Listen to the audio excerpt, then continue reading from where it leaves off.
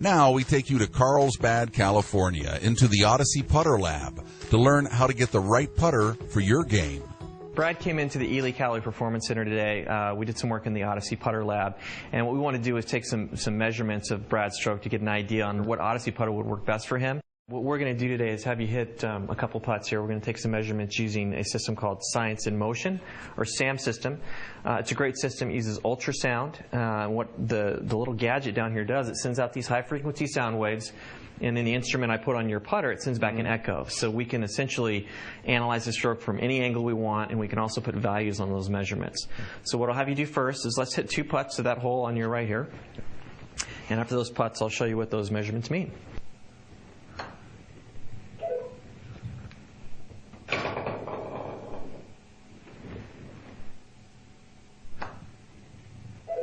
Got a very traditional stroke, so you have a little bit of an arc to it. It means it doesn't travel on a straight line. It moves a little to the inside, then back to the target line, and then back to the inside again. It's got a really good stroke, and we just looked at a few things like how much arc he had on his stroke, what kind of alignment he had at address at impact, dynamically, vertically when he came into the ball, how much loft he needed on his putter.